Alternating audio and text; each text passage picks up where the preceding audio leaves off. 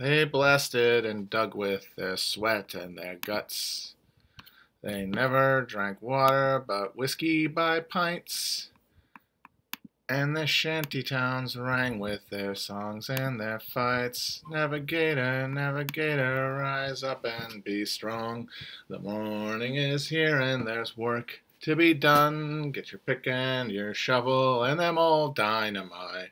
Where to shift a few tons of this earthly delight. Yes, to shift a few tons of this earthly delight. They died in their hundreds with no sign to mark where. Save the brass in the pocket of the entrepreneur. By roadsides and rock blasts, they got buried so deep.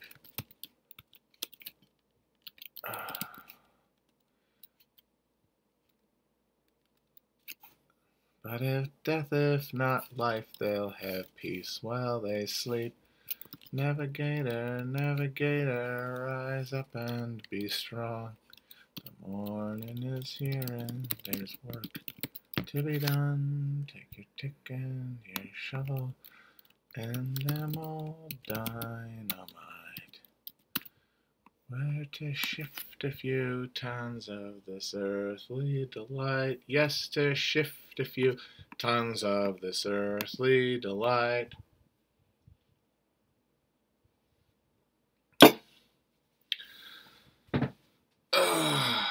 The mark on this land is still seen and still laid.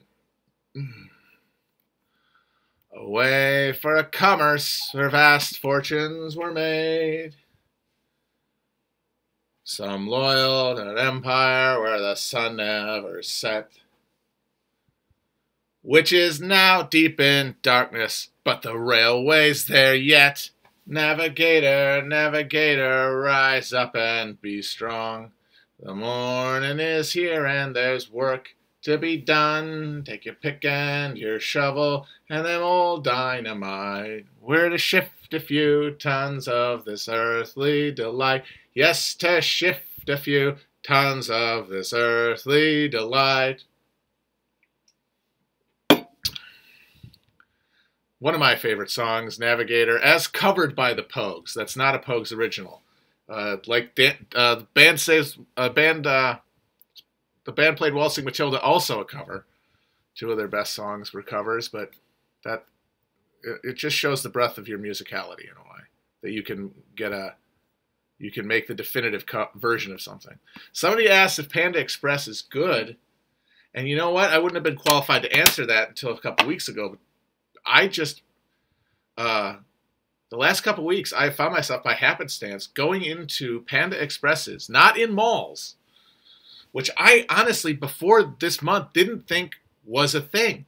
I thought Panda Express was exclusively available in malls, that there weren't any standalones.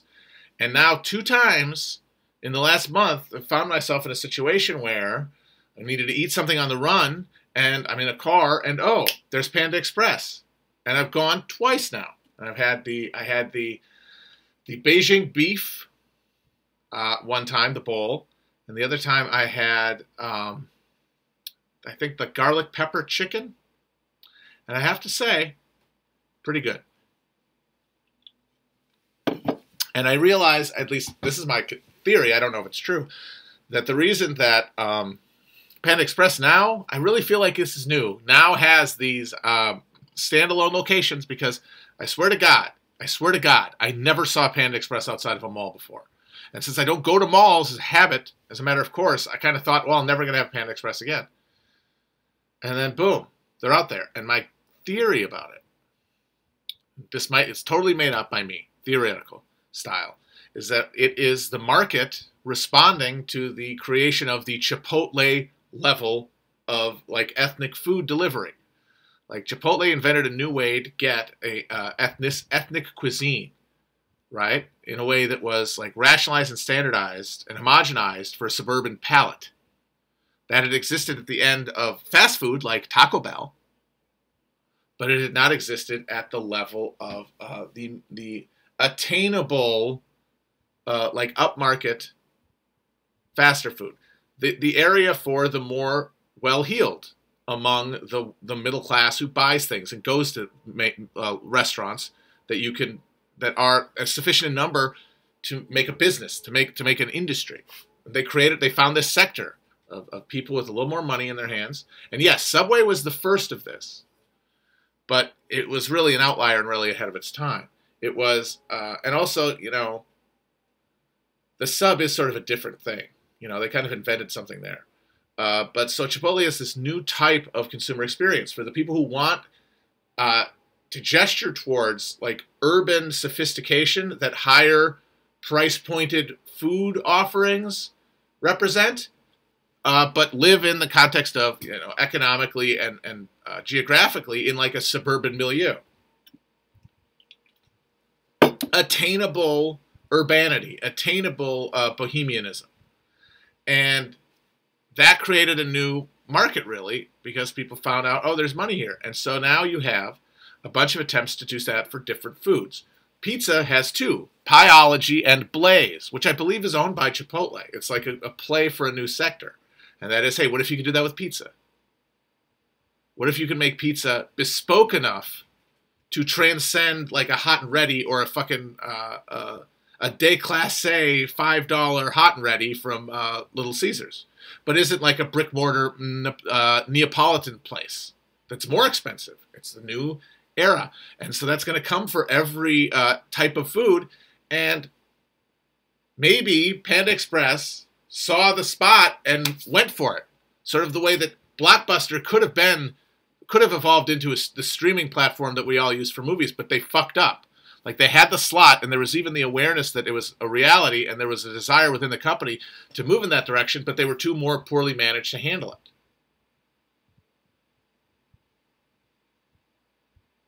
And so Panda Express does the anti-Blockbuster and slides in there. Hey, Panda Express, here it is. A machine level Chinese food, but presented, and the thing is, it is presented like it wasn't in the... This is a rebrand all along. You have to remember this, because the original Panda Express play really was Taco Bell for Chinese food. It was déclassé. But I tell you guys, these two ones I've gone to, they are Chipotle to the level. They're absolutely trying to be that. And it's tasty. It's not bad. But again, I just made that up. I have no idea. So you're saying that these are not new and it's always been that way? I guess that's just the spot that Panda Express has been sitting in. It's been in the cut waiting to come to life. It was fine. It's about as good as that level of thing.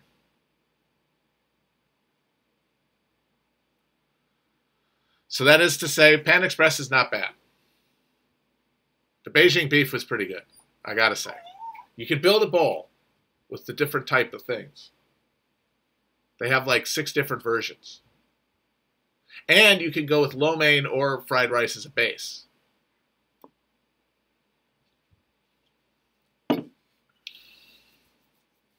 So yeah, Panda Express is fine. It's like Chipotle. Yeah, Chipotle is not great. If there are better options, you should take them. But if you want a burrito and you're like getting gas, or doing errands, you could do worse. That's for sure.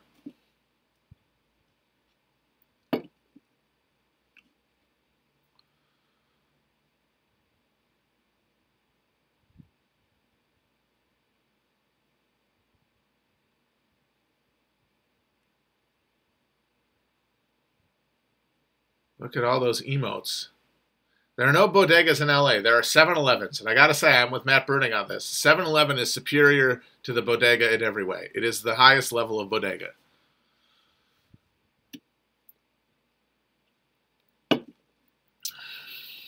Yes, I do have Wisconsinite taste. I always have. I like ketchup. I like ketchup on mac and cheese, like a fucking Canadian. I'll admit it. Yes, there is no chumped cheese at 7-Eleven, but they do have a lot of other great options. They've got decent pizza, little thin slice, or the thin crust. They've got those little kind of egg rolls with the exotic flavors in them. And they got slushies. Whereas what does a bodega have? Chopped cheese and the dustiest sandwiches you've ever had.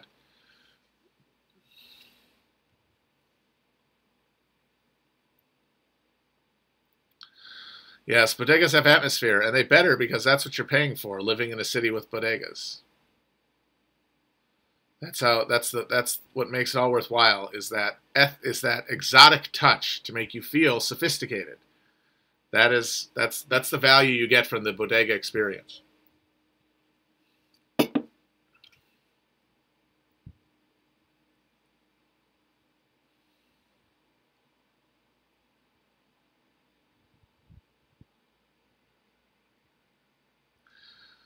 The writing is coming pretty well. The interviews that are going to form the basis of the book have been completed, and now I'm going to edit them, shape the language, add stuff, and turn it into something legible. So that's the final sort of writing by editing process is coming up, and I'm excited. You also get a lot of convenience that way with the bodegas, because if you live in New York, you're never more than about a block away from a bodega in most neighborhoods. So that's not necessarily true of 7-Eleven in other parts of the country, because they can only compete against each other so much.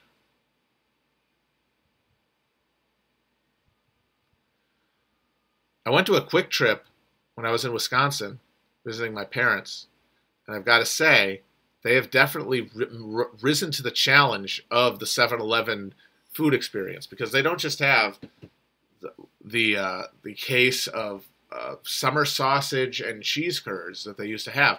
Now they've got a whole prepared meal section with their own pizza and their own little nuggets and hot dogs and shit, all prepared and arranged very much like a 7-Eleven.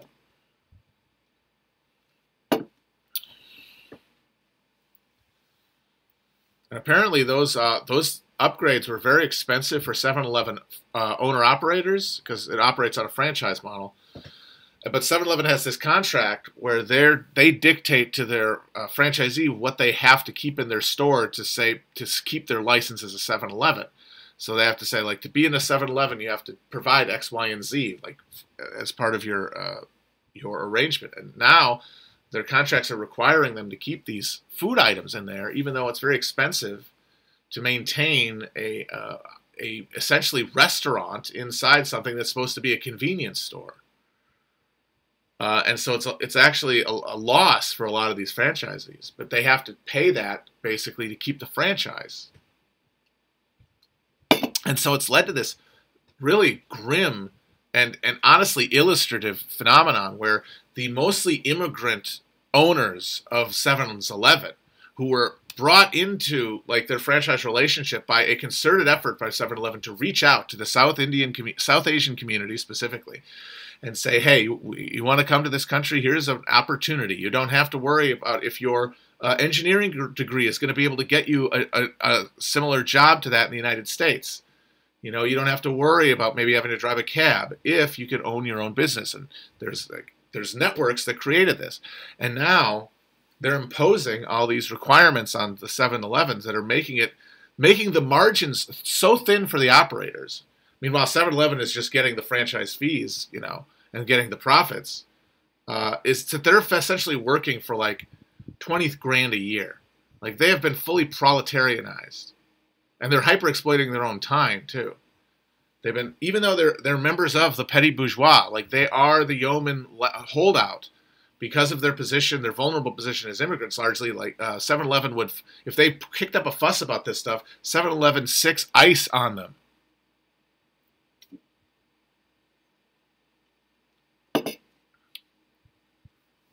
Like, they literally collaborate with the state to wring bargaining power away from these owner-operators. So now Quick Trip is becoming like that. This local mainstay is becoming like that. It's it shows that every sort of social construction short of socialism that you tried to build to dam up the power of capital to just proletarianize everybody including people who hold a stake in capitalism, like the petty bourgeois, that you could steamroll them. Because there's nothing they could build that can resist it. So we had this American ideal of the yeoman smallholder, first of land, then of some sort of business, as a bulwark against the condition of proletariat, which is what you're trying to avoid. And if you think a system will help you avoid proletarianization, you will engage with it enthusiastically. But then that relationship changes as the pressure of capital accumulates. The drop of profit, the rise of the liquidation of all classes save owner and provider of labor. And that means that a lot of people in that middle sector are not going to be brought up and bought into this new ruling power. They're going to fall out of it. They're going to fall out of the middle section into proletarianization. And that is the agonized position of the American middle class that makes up whatever kind of reactionary formation around Trump you want to talk about. And it is a resistance of proletarianization by this middle strata of people who are participators and beneficiaries of the American capitalist order. And so what looks like a battle between like some left and right, between some working class and the ruling class, is really just this this cultural battle waged between people on different sides of this equation as the thing falls apart.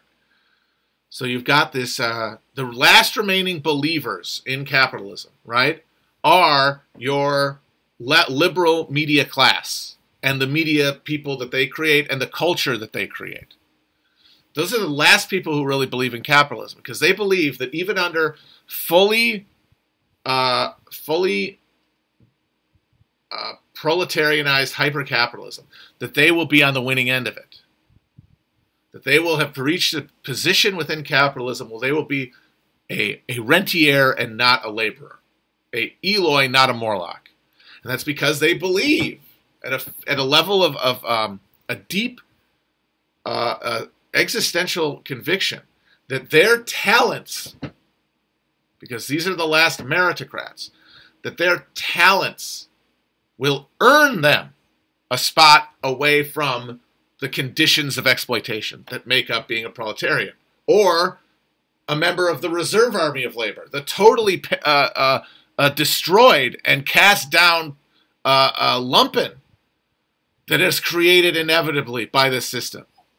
There's no guarantee that you're not even going to that you're even going to be able to work with your hands or work or exploit your time. You might not be given any reason to exist in this system and have to fucking scrounge for yourself in what are essentially post-apocalyptic conditions. Like when we talk about the capitalism being unevenly distributed, so is the apocalypse. The apocalypse as we imagine it in our mind, post-nuclear apocalypse, the global warming idea of apocalypse, that it came after the Cold War vision of ecstatic extinguishment was gone. That vision exists for those who are no longer of use to capitalism and who cannot sell their labor. In the global south, but in this city, a block from where I stand, the apocalypse is here. For those who have reached that condition within capitalism. And we've reached a point where the culture battle is between those people who think that when that time comes, they will be inside the house, not outside.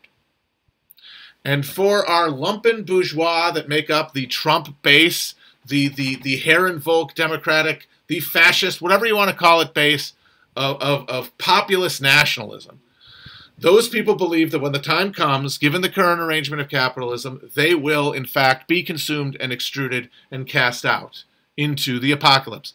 A post-industrial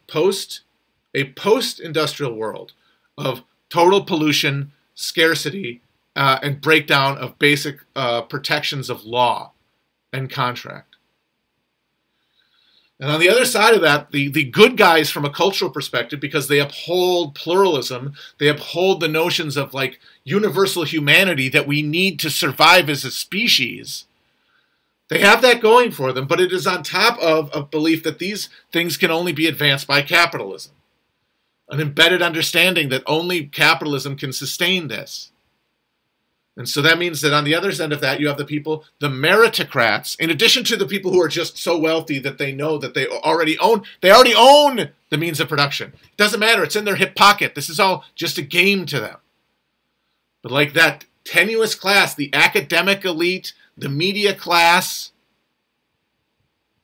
the people who make up the conversation that we're all participating in and that makes up our understanding of the fucking, like, the terrain of the country we live in. Because we don't know what's going on in the country. We don't know what's going on in the world. We echolocate through an engagement with the culture that is made by this class of people, the last believers in capitalism, because they think that their talents, either their labor talents, or if they've deluded themselves into thinking that they're part of a political project that will bring about peaceful socialism from within capitalism. Because you can't discount that. There are plenty of totally earnest comrades who adhere to capitalism at a subconscious level, at a faith level, because they think not that, oh, it doesn't matter, I'll be a winner, I'll be a holder of capital. They think, no, my political project that I'm going to be part of is going to eventually overtake capitalism. And so everyone will be in the tent. And so my participation in capitalism in the here and now is justified. And those people are battling on a cultural firmament.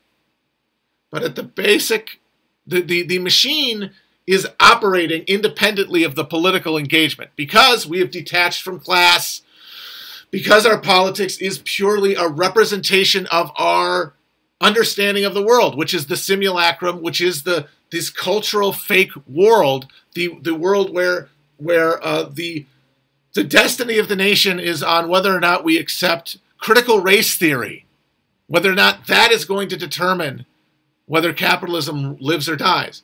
It does not. It is a delusional participation. It is a performance by a class of people who think that they're going to be okay one way or the other. And so they can articulate a politics that is based on capitalism and assumes without any metaphysical question that it cannot be overtaken. And that is why the politics as we currently have it is sterile and doomed. Why it doesn't matter whether if they ban CRT from schools or if they ban any kind of ableism in any entertainment and make critical, like you can ban critical race theory in schools, but that will only make critical race theory mandatory in the culture. So there's no way anyone can win this battle because things are going to keep getting worse. And at the level of law, the places where Republicans rule are going to use the law to stamp out the ability to express left-wing political ideals, critical racial consciousness that can transcend the racial apartheid structure of American social life.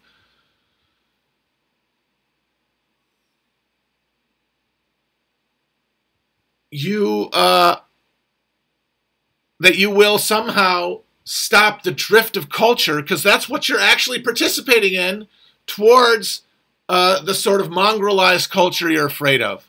Guess what? You're only making it inevitable.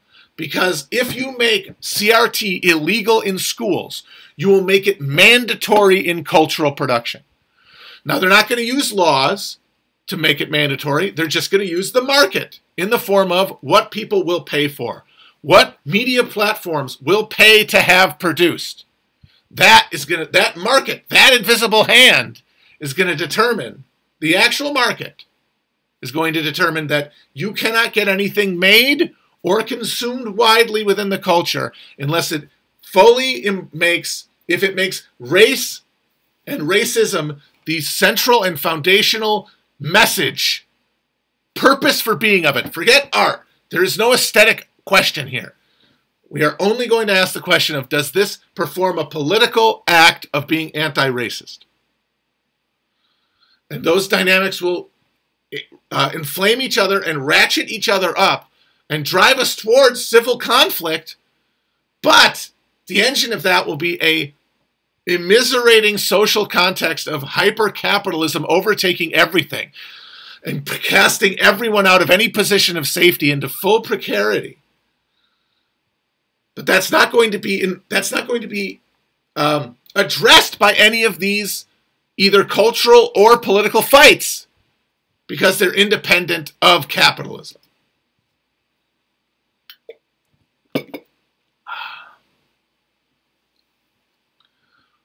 All right. So this was supposed to be the episode where I talked about Red Plenty. We should talk about that book, actually. It's fascinating. Francis Spofford, it's a historical novel about the Soviet attempt to solve the riddle of of the price mechanism. How to reproduce technologically the price signal. That was what the Soviets actually tried to do under Khrushchev and Brezhnev. They tried to create a command consumer economy and having the efficiency of the market reproduced cybernetically. And that is the challenge of socialism. That is the fundamental challenge of socialism.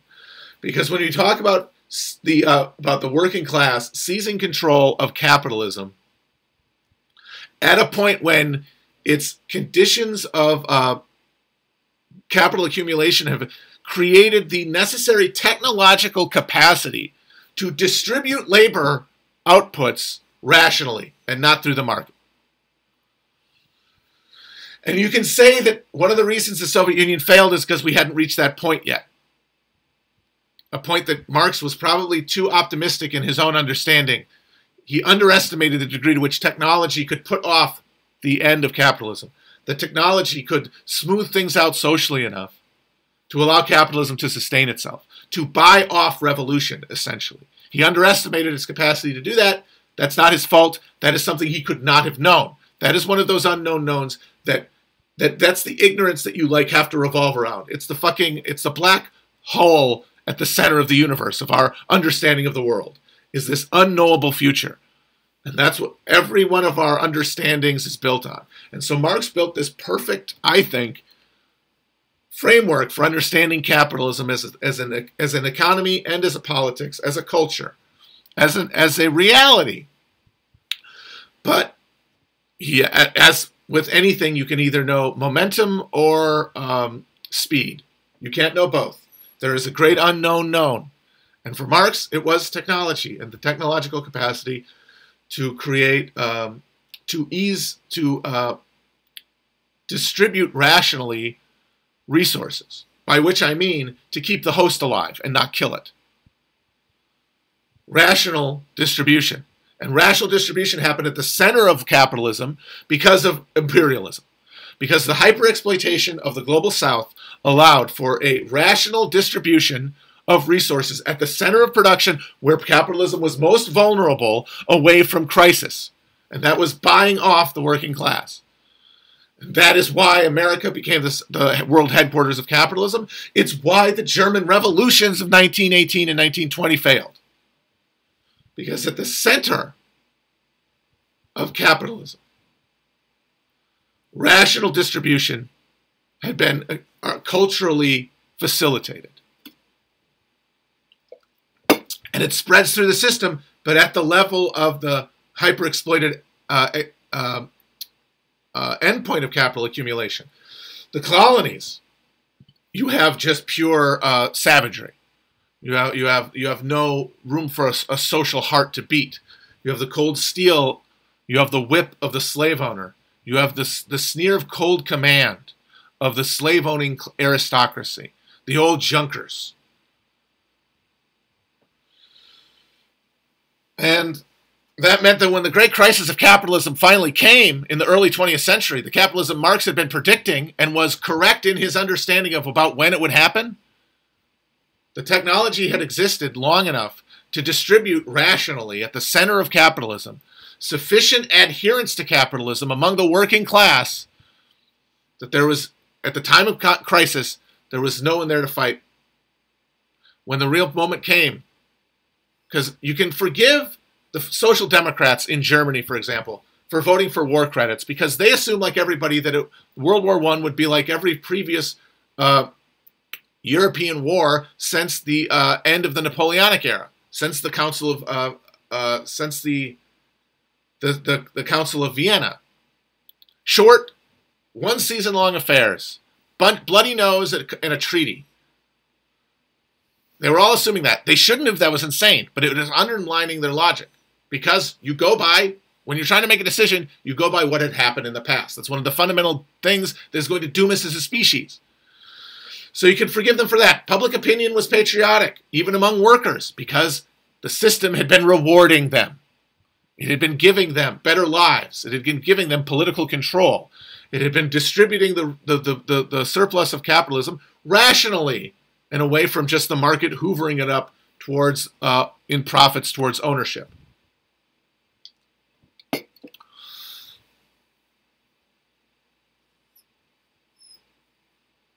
And that meant that, sure, they voted for war credits, but then, in 1918, after 4 years of the most horrifying war anyone had seen since the 30 fucking Years' War, but on a mechanical scale of death that was unprecedented in the folk lives of these people, a technologically aided massacre of unprecedented proportions that leaves the cream of the German working class, the French working class, the British working class dead in a field at each other's hands. The working class of Europe had committed suicide at the behest of their rulers. But in that moment, the working class of the remainder of the working class of Europe turned towards their leaders, turned to upward and said, "Holy shit, how did you let this happen?" And that crisis came all across Europe. But the only place that it broke towards revolution was the place where the working class was the smallest and where the spoils of capitalism had been distributed least rationally towards the maintenance of some sort of thriving middle section. And so it snapped. The system snapped in half, and the inchoate working masses of the Russian cities were able to seize power. Now, if that had been the extent of it, if they'd known that had been the extent of it, there's a real question of whether the Bolsheviks would have gone on and carried out the revolution. Because an isolated Russian revolution was going to die. Every single person among the leadership of the Bolshevik Party, and I would say the majority of the people at the leadership levels within the Soviets themselves, among the workers and sailors and soldiers, was that they were going to spark a world revolution. The questions of the Soviet Union that left all the blood on the hands of socialism and tarnished Marxism were all made in a context of what do we do now? You could argue they made the wrong call. You could argue that the one guy who knew what to do was Bukharin, who said, this has failed. That means that we have to step back and let the bourgeois do the job of building capitalism to the sufficient point that we can seize it. Because we're not there yet. We have to admit that. Climb down. Buy off the peasants. Buy them off. Create a more rational distribution of resources through central planning, but through like a collaborative effort of a party that comes from the working class. But introduce capitalism and buy us back into the system as it exists so that the moment of crisis can come and we'll be better prepared for it. Instead of yoking ourselves to a monstrous project of hyper-exploiting the peasant class, turning it into a proletariat at the cost of millions of lives, which is what happens everywhere that capitalism is introduced, but doing it under communist auspices. Would that be worth doing? And they would have said, no, maybe now it isn't. If they'd asked themselves honestly, they might have said, that wouldn't be worth it. But they made the choice that they made, and we all had to fight the fight. We had the war with the armies we had. But the reason they got to that point is because they believed there were going to be a world revolution. And God damn it, there was going to be one. In some universe, there was one. When the Kiel mutineers refused to let the fucking suicidal junker psychopaths, these Kraut samurai, of the German High Command sail the fucking Baltic Fleet out in a suicide mission to be destroyed in honorable combat by the British Navy, doing a massive seppuku. They didn't want to do it because it wasn't their fucking war.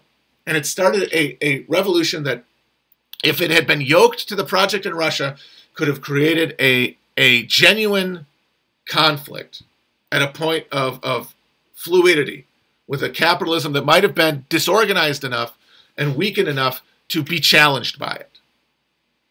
And why didn't it happen? Because in Germany, because that's one of the places that capitalism had developed first, its flesh was most robust. Its tendrils into the working class were the strongest. And that meant when the moment came, the majority of the German Social Democratic Party, both rank and file, but definitely among the union and political leadership of the party itself, were aligned with capitalism at a material level because it had benefited them.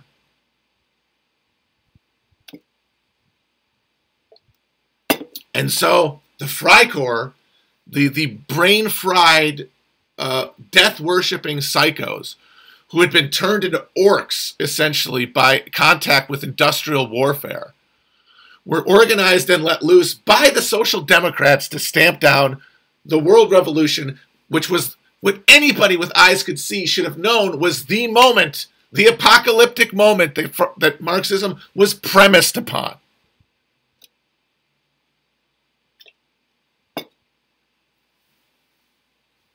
And so the Soviets' challenge that it failed to meet after the end of the World War, after we failed to turn the World War into a class war, after we offered after they offered a truce with the United States and allowed them to build a world economic structure that they would be excluded from, where the US dollar would be the reserve currency of Earth, where they would have to participate in capitalism, in extraction of surplus value for the market in order to sustain themselves in the state competition system that they had agreed to after World War II, instead of extending the war into a new phase, which you could argue is Stalin's greatest crime, is in that moment turning towards cowardly self-preservation. And you could say he might have lost, but we lost anyway. Here's the important thing to note. We lost anyway. And of course, you can't blame these people for not having the knowledge to know it at the time. They did what they did because they didn't know. But we have to recognize it now. That is the whole point of history, is to recognize in the now where our opportunities lie, so that we don't let that happen to us.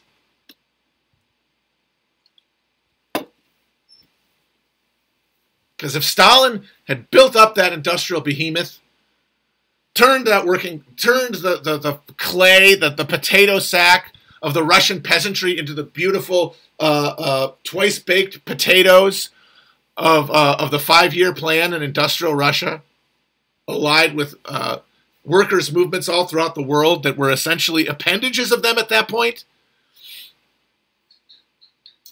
and putting down the fascist beast in a climate before the creation of like the A-bomb on a massive scale would have fully tipped the balance. Maybe you could fight a war with capitalism and win. But if you don't fight it, my God, what was it all for? It was to save your fucking ass. Disgusting. Honestly disgusting. Stalin's greatest crime. Because all the other ones would have been redeemed if he'd made the right choice in that moment. The choice that Tito wanted to make, which is the basis of Tito's split with the Warsaw Pact, is that when the Civil War in Greece broke out, and there was a real contest for power between the Greek partisan communists and the reactionary monarchists backed by the British, Stalin decided to trade Greece for the Iron Curtain and sell out the Greek communists. And Tito said, if you do that, then this is all for nothing, because we will not be able to contest capitalism in the context of the market on their terms. They will eat us. They will dissolve us. And Stalin, because he was scared, said, we're done. And of course you could say, but they would have lost anyway. You have to... The blood on your hands has to compel you to something beyond your own disgusting self-preservation. But anyway, people are people. And the system of a Bolshevik party in power, absent a world revolution, was going to mean Stalin was going to... A figure like Stalin was guaranteed to take power. And by that I mean is the Bolshevik party was a vanguard, illegal party, and this is the important part. It was an illegal party that operated through the vast majority of its time as an illegal entity in Russia, where its leadership was largely exiled, either exiled internally to towns in Siberia, where they frequently escaped from, or in exile in Western capitals, where its activities within Russia were banned, its newspapers were banned. It operated as a criminal enterprise so that it could be at the moment seize power. And they did it. And they did it on the right context. And I'll tell you right now, Lenin is the great genius of all time because Lenin was right at every moment. But the thing is, he died at the moment where we never had to find out. We died at the moment with Lenin where we don't have to find out.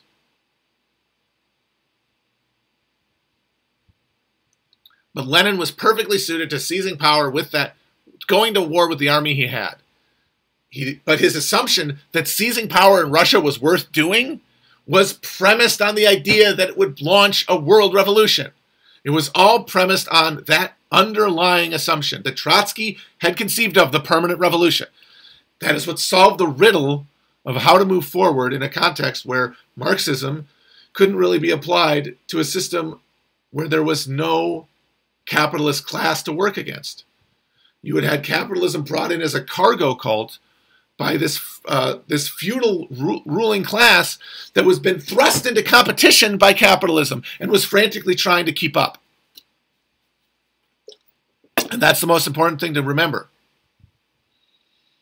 is that none of these ruling parties, none of the ruling classes of any of the European powers, save maybe the Dutch, the ones who started it all, wanted capitalism to triumph, wanted things to change the way capitalism made them change, wanted to move power away from central hierarchical authority and towards a ritual of social affirmation.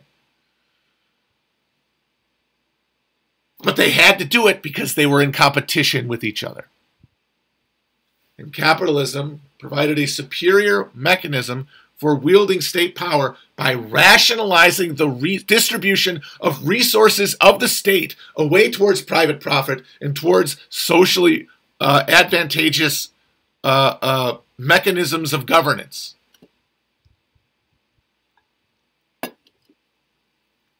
They did it because they had to. The Junkers of Germany didn't want to fucking create capitalism. Do you think Bismarck wanted to fucking legalize the socialists? He had to. Do you think the Tory weirdos of England, those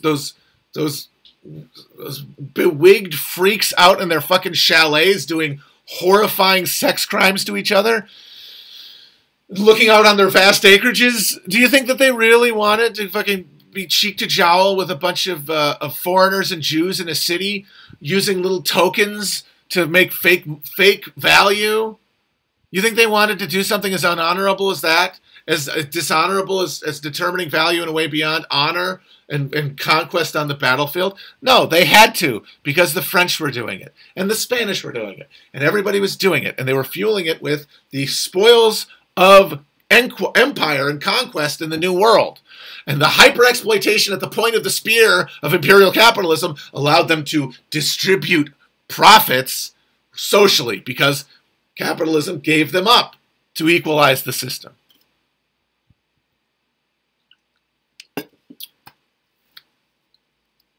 Look at Russia. The Russian Revolution was essentially preordained by the fact that the absolutism of like feudal rule was so recently intact at the top of the social order in the form of the Tsar that instead of facilitating capitalist development in Russia, like the royal houses of Western Europe were doing, the fucking Romanovs were sticking a goddamn stick. They were shoving a stick into the spokes of the thing the entire time, because capitalism had been thrown up in the lap of a medieval order. Meanwhile, in England, the country that develops capitalism at the point of like the cerebrum, where its brain is stored, their royal family was literally brought in, was essentially hired for the job of being the royal family of England by by the emergent merchant class of England. Like the Glorious Revolution of 1688, where the last vestiges of land-based rule in the form of the Stuart line, the Jacobite line, the Catholic Stuarts of England, was overthrown by the new emergent merchant class of England, which had first overthrown the Stuarts before, were unable to form a social basis around capitalism that early, and therefore brought the Stuarts back. But once Stuart absolutism reasserted itself, they essentially fired their CEO and hired a new guy. Someone from the place where capitalism had been birthed in the modern era, the fucking Dutch lowlands, by importing a constitutional monarch into the system, with the understanding that his job was to go to parades and wave at people.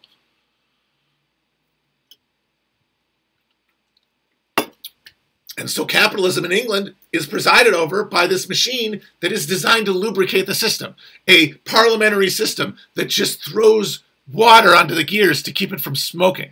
It keeps the friction to a minimum by distributing rationally as much as it can. In Russia, medieval absolutism shows up, is forced by competition with Europe to sustain capitalism, to indulge the whims of Sergei Witte and Peter Stolypin. But at the end of the day, it has to reassert itself. And the fecklessness of Nicholas, where he goes back and forth between liberalizing and going reactionary, is always has to be understood as him having a natural inclination towards reaction, being forced by circumstances to give in, but then putting the lid on as soon as he can until he can't anymore, which is what happens when World War II blows the whole thing up.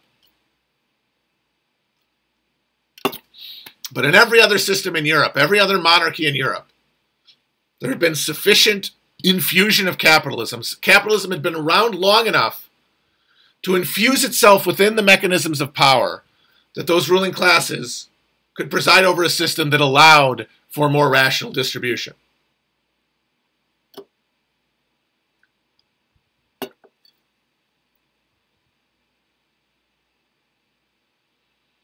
So even the Kaiserreich, which was slow on the uptake, Bismarck, genius of geniuses, one of those 19th century geniuses, like Marx, honestly, like some sort of a revisionist Marxist in the highest level of power, you could almost put him as. Like a guy who understands we need to keep civilization alive here, because we cannot allow these two things, this system of absolute power held by a small minority, with capitalism ripping people towards a level of total submission to it, of slavery and thraldom to it, which created social reaction. That's the thing that matters, is that as you create misery, as you create proletarianization, you create a reaction. You create social formations alienated from the system, willing to fight against it. And capitalism cannot deal with that, because capitalism can only extract maximally. It is those middle people within all classes who can do it by creating politics. And Marx and Bismarck was able to look at the system and understand that there needed to be a rationalized buy-in of these workers if they were going to sustain the state project of the German Empire. And so that's why the 1-2 punch. What did he do during the 1880s? What did Bismarck do to the emergence of capitalism as a fully formed system that was going to be undergirding the economies of all the European powers and was going to determine the conditions of conflict between the states? Okay, state conflict had been the rule since Westphalia, but now it's state conflict under the conditions of universally applicable capitalism. What do? Every leader at every level of power, both private and public in the Western world, had to answer that question in about the 1880s.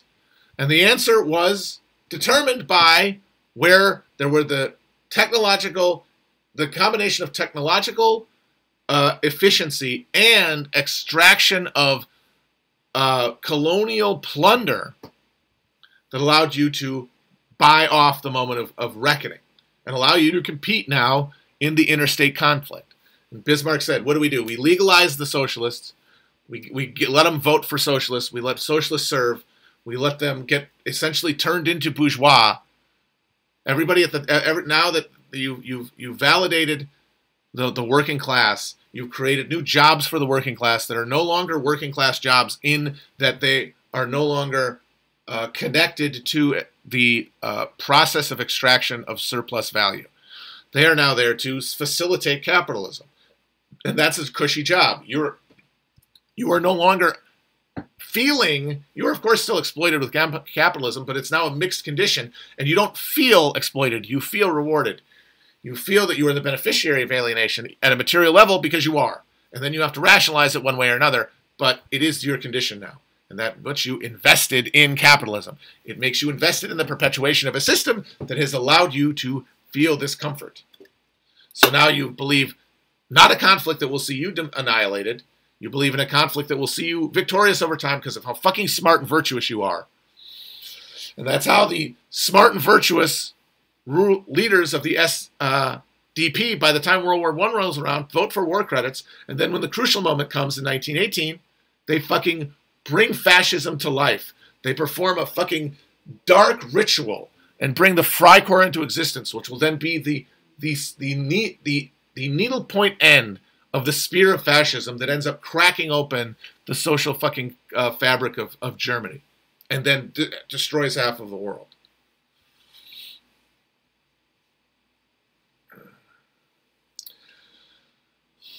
And all of that is just a way to say that your system can compete in a multi-state Westphalian contest with other states under capitalism if it can distribute rationally at the center, because of technological facility and some degree of like social cohesion and outside resources from the exploited half of the world and the exploited half of the equation, both within the country and outside of it. And so that means that the challenge of the Khrushchevs, after Stalin bitches out at the moment of truth and puts us on a conflict of where we're assuming capitalism is the conditions, then you have to create a consumer society. You have to buy off your own working class. Because yes, things were provided universally within Russia in a way that they weren't in the United States, but comforts and pleasures of a consumer society were not there. Not in the same amounts. The bounty wasn't there. And it's because there's less to fucking access. You have a smaller based area than the capitalist West. You have vastly less developed technological capacity. You have much less concentrated capital that can circulate within the system. You have a lot of poverty and impoverishment, and you have a lot of undeveloped areas that is still in the production of agricultural surplus, which has to be rationalized. You have to rationalize the distribution of agricultural surplus first and foremost. And so Khrushchev is the challenge of how do we create plenty and therefore allow ourselves to compete with the West. And they tried it with computers. And Red Plenty is a great book about that. And it's fictionalized, so it's a very interesting format. It just goes through the era, and you see where there's a real attempt to marry planning with like technology, with algorithms and stuff.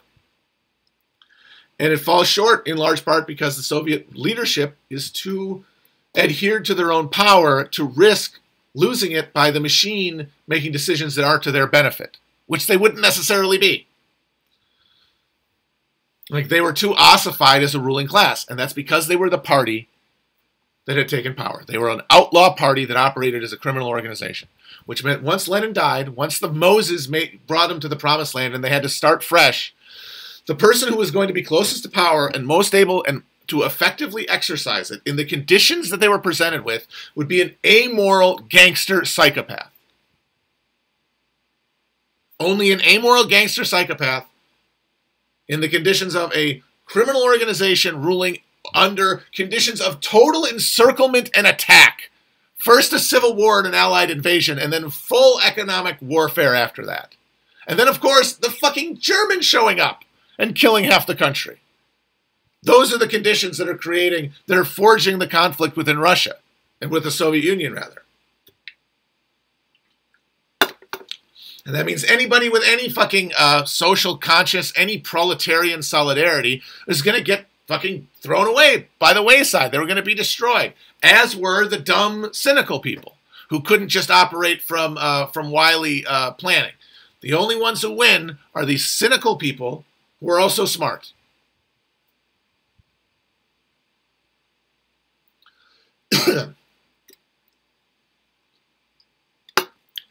And that's Stalin. And he did a great job assuming the conditions he did, which is, all right, now we're just going to care about this state existing. And what's good for it is good for socialism. And there's no more socialism outside of it in the rest of the world, so that ends up becoming the framework for the rest of the Cold War. And what a shock that we lose. But the challenge to Khrushchev was to build sufficient technological capacity for solving the price problem, to distribute things, to allow the Soviet idea to conquer. Because it is an idea. The reality is capitalism. The idea is socialism. And it can only do that if it is pressed forward with an idealistic way. But the Soviets didn't do that. They operated largely through realpolitik. Now, not totally, not like American Empire, and that hurt them too. But they couldn't spread the idea after a while. And that's because they were locked into preserving the party, not preserving anything as transcendent as the idea of socialism. But anything that happened in Russia is not their fault, it's Germany's fault. That is the thing. Because Germany was supposed to answer the call and they fucking said, "Who's this? New phone."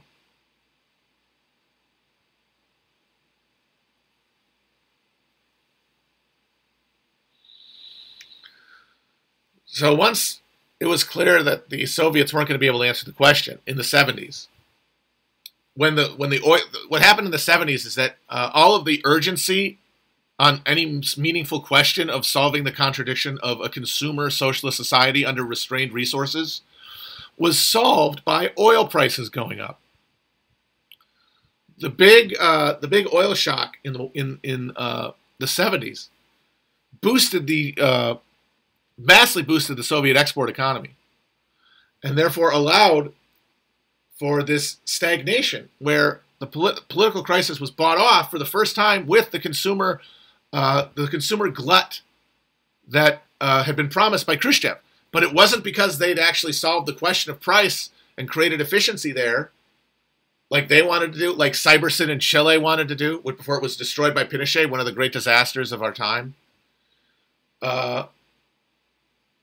Is that they provided them with it. Black Sea vacations for workers, a fucking new washer dryer and a shitty car. They actually were able to provide that for a little bit. But of course, the ironic thing is that oil shock, they thought that it was the solution to the problems of the Soviet state. It was actually dooming them. Because once that shockwave went all the way around the world, it resulted in the full neoliberalization of world politics and the destruction of the Soviet Union. Because it is that oil shock that breaks the Keynesian consensus at the top of capitalism in the United States and forces us to crack the whip in the political realm, essentially, to stop buying off and to start enforcing austerity, unevenly distributed towards the bottom, away from political power, which is why the people at the center of capitalism succeeded and were fine with it.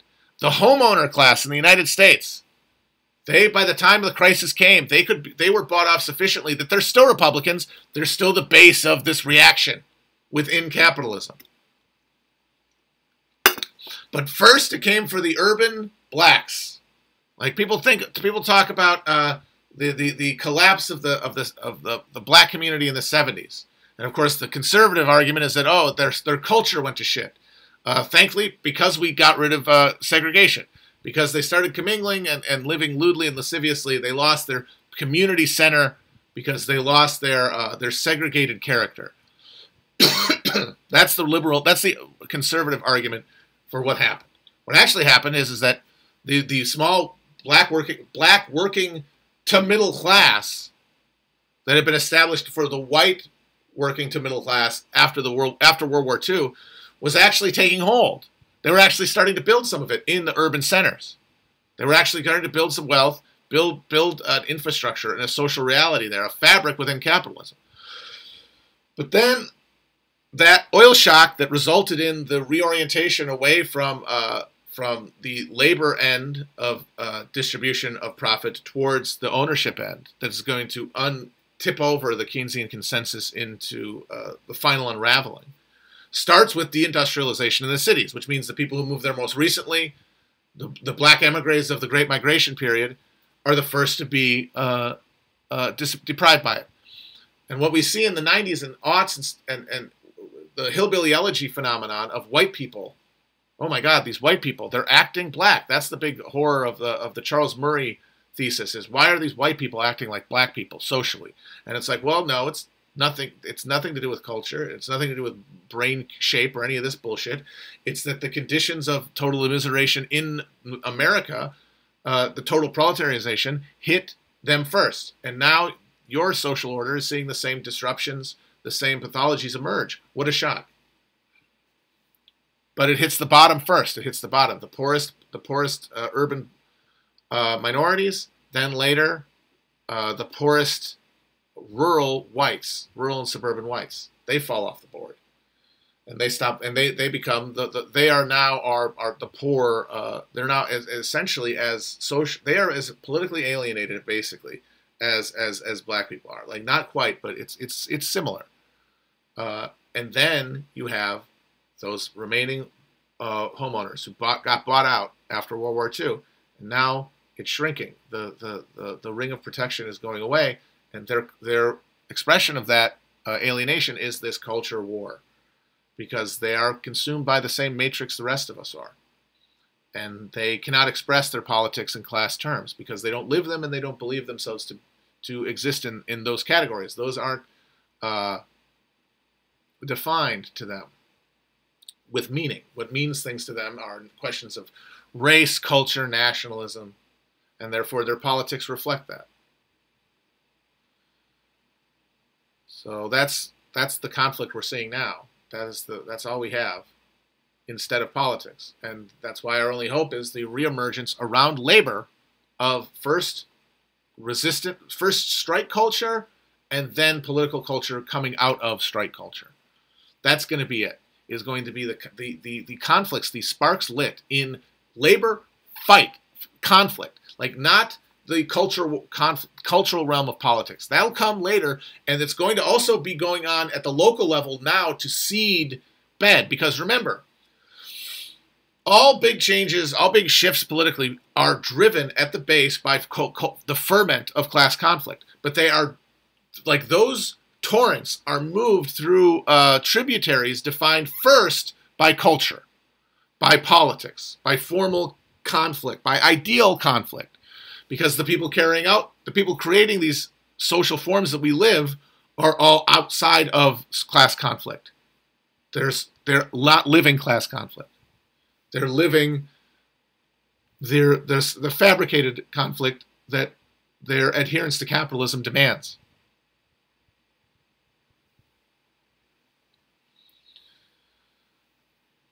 And so their culture reflects that.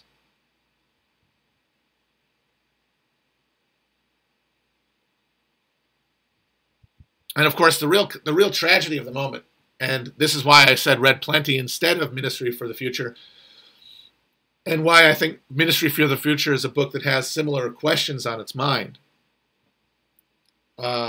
is that the question, the dilemma that felled the Soviet experiment, that felled actual existing socialism in the 20th century, has been solved to a large enough extent to guide humanity away from total annihilation towards the continuation of like a social conflict, a social project. Because the triumph of capitalism equals the annihilation of the social. That is, I think that's a math. I would write that on a board if I knew how math worked. Because it is total immiseration at the bottom, which means a smaller and smaller percentage at the top, protected by technology until there aren't any left, until they're destroyed mutually somehow. Maybe a few of them escape into the singularity and they win, but the rest of us are annihilated.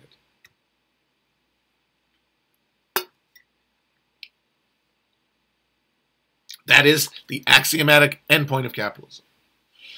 Socialism could, technologically, given the existing level of technology that we have, a rational distribution of resources in which capitalism, the profit motive has been extinguished from the machinery. The machine that capitalism built, its software, its programming around capital, around profit accumulation, around surplus extraction, has been removed, has been bleached out of the system.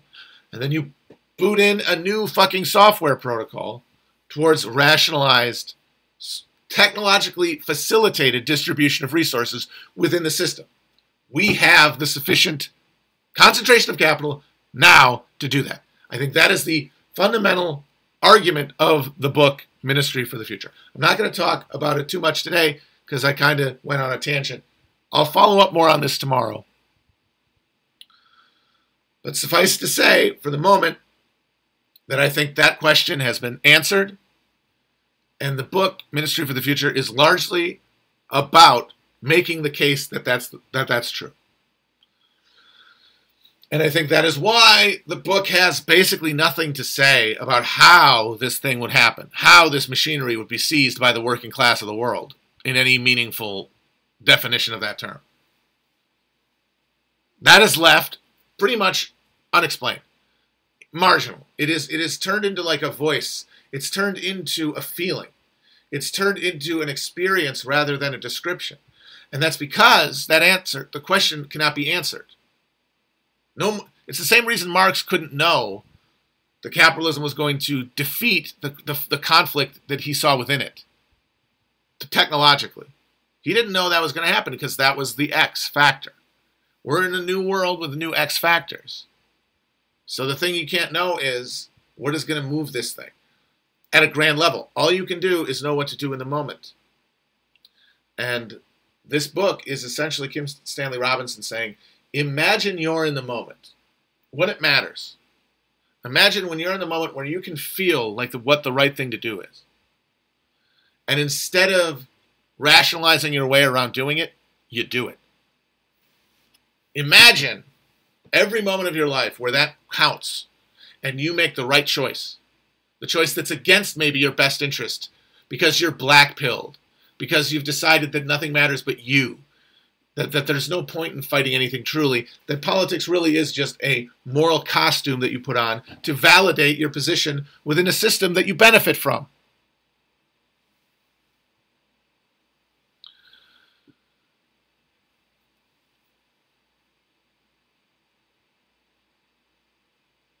And that more or less has been what has ruled us all through our lives. Now, it doesn't rule us all the time, but it rules most of us most of the time.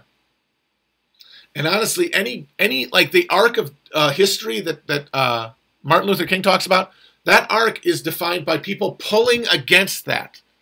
But the thing is, they don't do it uniformly. They do it one by one. But then, if the right chain reaction is triggered by action, then in punches. And then you can actually see the hand of God move into human affairs. But those moments are only retrospectively understandable as such. In the moment, there's still contingent decisions that we have to make instinctively. And what drives us is an emotional thing. It's not a reasoned thing. And so we will be driven. And the question is that emotion tied to our self-interest, our narrow belief in ourselves, or to a greater belief in others, in the world, in reality, in love, to be incredibly cheesy about it, in meaning beyond words and beyond sensation. Because if the world can be defined by sensation, then words like love don't mean anything. Emotions are essentially alien. They're basically random, and all you can do is pursue the most predictable ones, the most selfish ones, the most indulgent ones, because they're the most sure.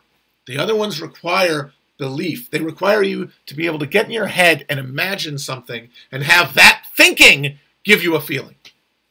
That only comes from experience and by adhering meanings, branding them with meaning through words and symbols that we carry with us. And so if we're going to win, if humanity is going to win this thing, which is a big if, I don't like our odds, but because we're here, there's a chance. There's always a chance. Definitionally, because remember, this moment is always there. The moment to choose love is always there. So you can't know. And so the book really does leave that.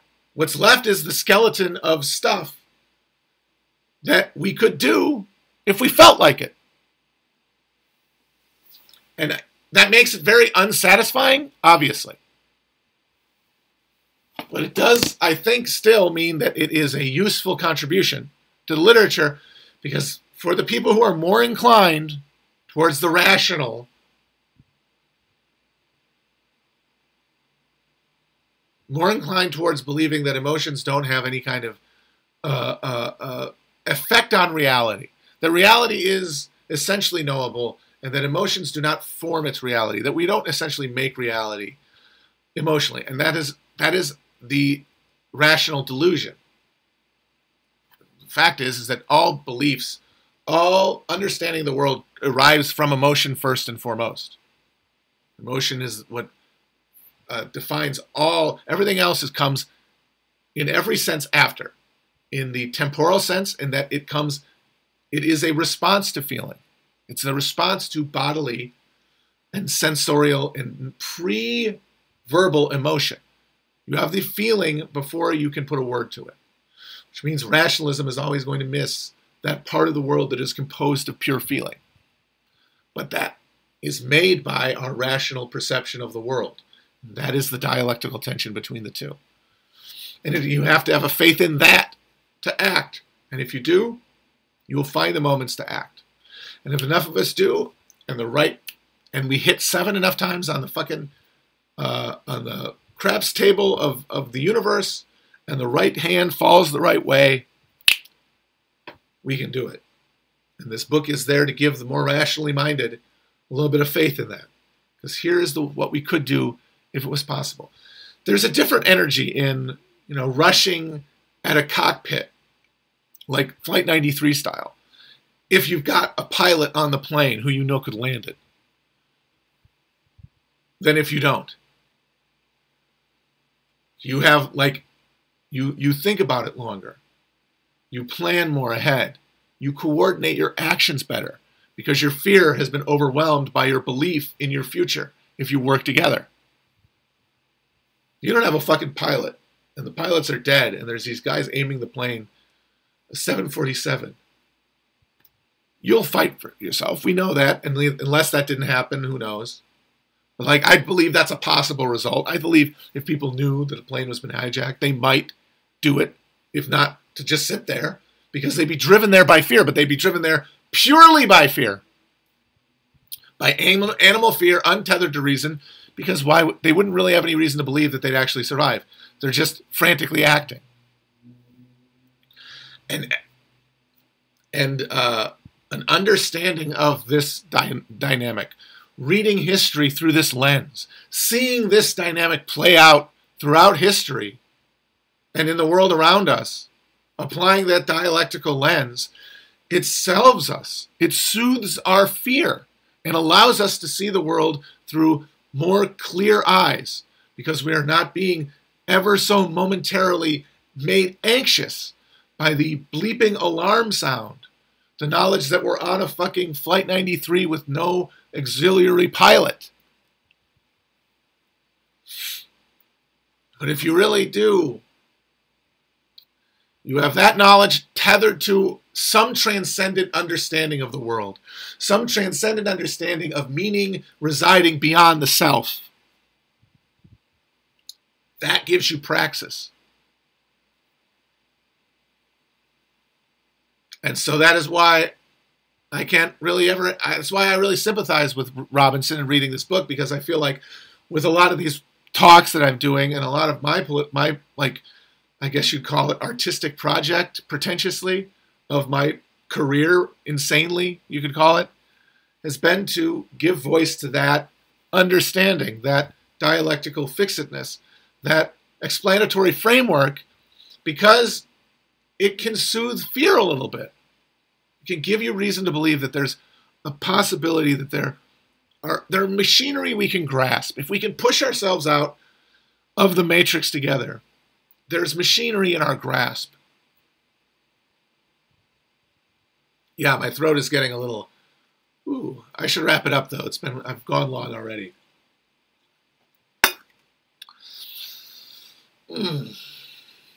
So I'll talk more specifically about the book tomorrow. But for today, just that's a long way of talking about why I think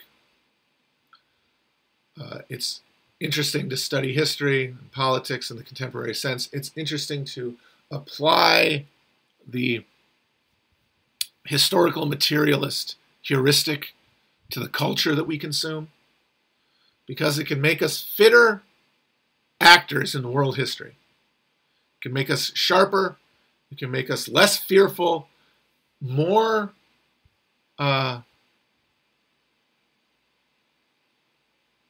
truly virtuous. I mean, I hate to be pretentious and sound like a fucking Greco-Roman, but like apply virtue to our public life, which is a real thing that we really have to deal with, because the left that we have created online, I'm sorry, is a left defined by capitalism, is a left defined at the base level by the equation of your self-interest with the left's self-interest. The idea that if I prosper materially, that's good for everybody, which is the same delusion that powers capitalists. Rising tide lifts all boats. If I'm in the arena posting, or if I'm doing my job at my podcast, or I'm doing volunteering for the DSA, or I'm voting the right way, then I am essentially earning my spot in the human tugboat of virtue. Because remember, you're still doing lifeboat ethics from within capitalism without even knowing it. Because as I said, this is a culture created and reinforced by the reality of social media.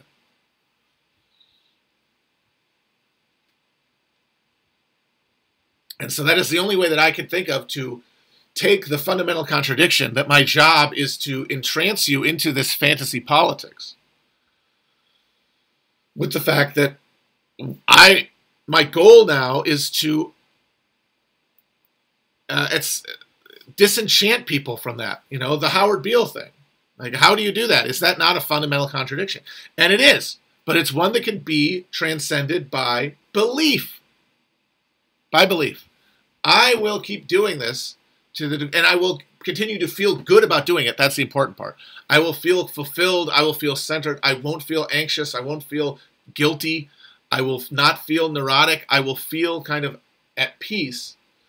The degree to which I do what I think of earnestly is a good job of making the case to disengage. Not at the level of discrete content consumption, because everyone now is a cyborg. No one can log off because our understandings of ourselves are embedded in these matrices. It's merely a question of emphasis and mindfulness, to be pretentious about it, and yoga pant mom about it. And so I can only feel good about doing this, about spending my time doing this, if I can feel that it is contributing to that. And that means that I have to be doing stuff that I believe in. And so I find that that's usually the case when I'm like doing these. Like I feel very on the beam. I feel like this is good stuff. But it really is when I try to write, when I try to abstract in the cold, without the light on me. When I try to fill in the gaps, I find that that's when doubt starts creeping in. And that is really because I have no doubt that what I'm saying now is correct. But it is the specific language of reinforcement that I'm less confident of. Because I'm not that talented. Because these are different abilities born by different neural pathways that have been reinforced over time that are now largely fixed because your neuroelasticity stops around 25. Like the brain you have at 25, it's going to develop over time and change, but its basic structures are basically fixed. You're going to have essentially the same amount of capacity to add neurons as you did at 25. So I'm pretty much fixed there at this level of what you want to call talent. So that means when I sit down and have to, like, in front of a thing, then self-interest in the form of do something that's more engaging and pleasurable because it's less anxiety producing, like post or watch a movie. Since you can't do that, why wouldn't you? The little gremlin, the demon on my shoulder. And so that means I'm less productive. And then that creates a cycle of self-doubt and self-loathing and recrimination and fear that then pull me towards indulging and not doing the work that I got to do. And so that is the dynamic I'm working with. And what I've come to terms with, and I think it's like kind of me hopefully making a breakthrough, is that this is not a conflict that I can resolve. This is the conflict that drives the whole project. This is the actual atom. This is the split atom at the center of the reactor. Because like that state, those states of contentment and tranquility, they what interrupts them is intrusions of the selfish desire.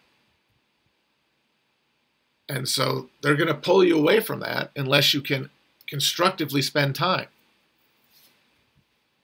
And so you balance the two. Because if you do it for too long, then eventually, you know, you're not unless you've reached a level of spiritual attainment that I'm not at yet, you get pulled in that direction. The devil gets louder in your ear. But the fundamental conflict, the Manichaean delusion of Christianity, is that can be resolved one way or the other. And that's what powers our deformed politics, our the cycle of indulgence and Puritan abstemiousness that drives our culture. It's because we think we can stamp it out. We have to embrace it. We have to let those atoms spin around that nothingness at the center and then power our machinery of life. And your challenge is to be aware of that condition so that your actions are driven by a felt belief that what you should be doing is what's good for everybody else. Because that'll drive you towards good work in every sense. It'll drive you towards doing your job earnestly and well to your best abilities, but also doing service in the community, helping people, helping friends, helping strangers, operating out of a felt sense of universal love that is maintained by a rational understanding of what you should be doing in a moment. And that's where the they live glasses of historical materialism are for you. Getting a little froggy.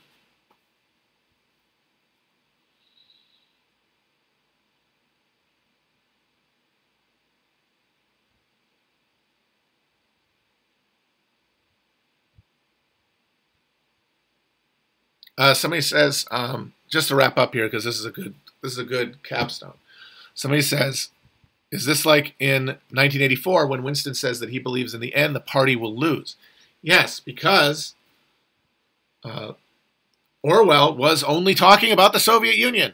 Like there's no universal application of his vision of dystopia, which is why it's aged so poorly and why it's so irrelevant to the current moment or any moment. Frankly, it's because he was so fixated from capitalism, from the bosom of capitalism, with defeating the Soviet Union. And you could argue he had good reason to, because by that point it was a snarling beast. It was this whipped dog. It was this self-interested, brutalized, traumatized halfling trying to survive in the wilderness. You should still have fought for it, bro. If you're on the capitalist side, you should probably still have fought for it in the way that you could have. And he didn't. For whatever reason, he didn't. And I honestly don't blame him too much, because seeing Barcelona in 1937, when the communists cracked down on the anarchists, being on the anarchist side, it's hard not to take that personally, I can imagine. But so he's assuming this condition of scarcity, this condition where you have a party that is actually rationally distributing, but in a context of complete scarcity. And that might have happened if the Soviets had somehow beaten the United States in the market conflict, or like maybe won a nuclear war. I guess that's what could have happened. The Soviets had won a nuclear war. That might have been how the future goes. But if you assume that capitalism is going to win, which you should if you're in the West, and that would be a bad thing, which you have to assume that the triumph of capitalism will be a bad thing, then you have to imagine what that would look like. And then you have the other guy, the opposite of Orwell, Aldous Huxley, whose Brave New World supposes, what if capitalism wins, but on its own terms? Capitalism is able to reach a level of technological sophistication that eludes the question of inputs, that obviates the necessity for exploited people, that obviates the necessity for any labor input at all. And since that book also has a nuclear war in it, you can kind of imagine that those two books are two visions of the future after a nuclear war. One where the Soviets win, 1984. One where the United States wins. But also from within capitalism. So that assumes that it can sustain itself. It assumes that it's a stable world. And it assumes that stability through technological innovation. Yes, there is still need for physical labor at the human level, but we have sufficient technological capacity to create humans designed to work that way without feeling exploited. Literally changing humanity technologically. And that is always the understanding of capitalism. Every utopia and dystopia of capitalism is premised on its ability to technologically overcome its own contradictions. Because capitalism can only technologically overcome its own contradictions over time, as it is triumphant.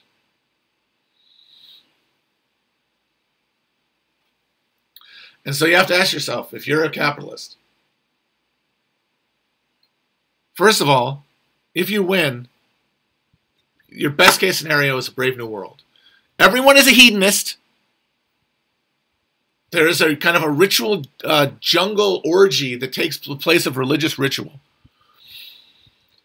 People live for eternal youth. They fixate on youth. And then they just die. They just snap dead around age 60. They don't have to worry about seeing people get old. They don't have to worry about dealing with age or time. They get to live in a delusional, fantastic now until the moment they essentially get assassinated.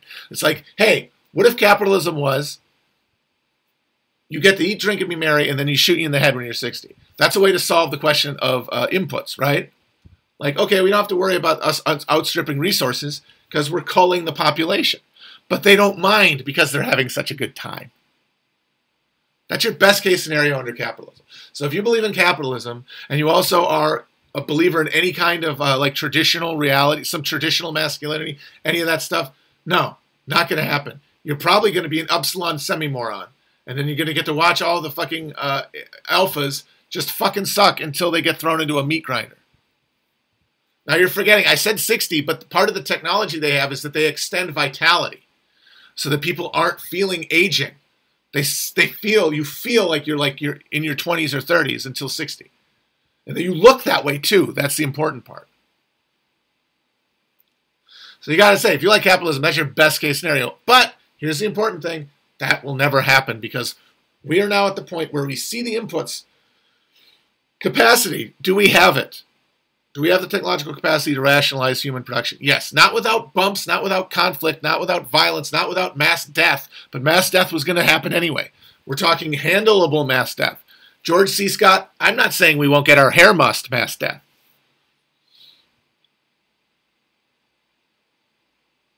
The alternative is megadeath, with a few people left in their bubble, sucking and fucking for eternity, until something breaks in their equilibrium and then they are eliminated and annihilated.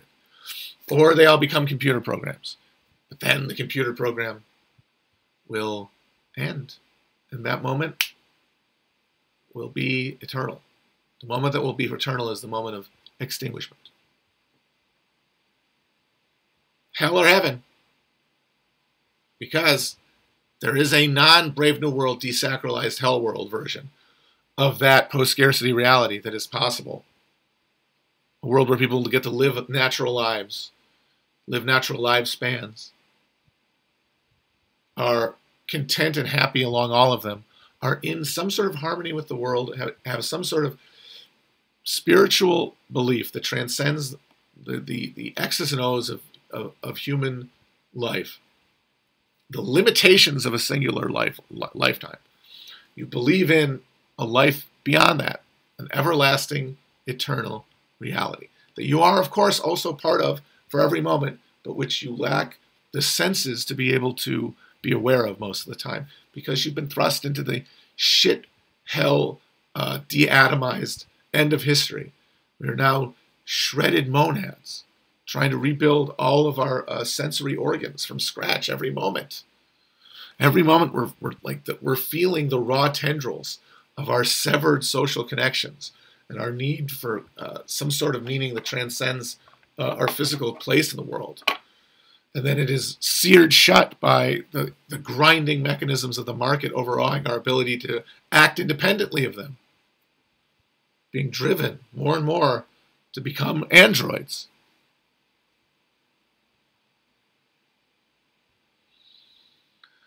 This is unstable. It will break. The system will break. How will it break will be up to us. So we must be ready. We must be vigilant.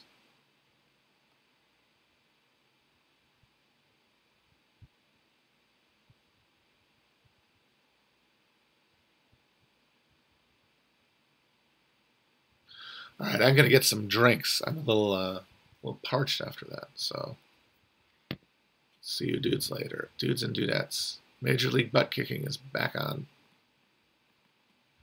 What is it? Dudes and dudettes. Major League Butt Kicking is back online. Is that it?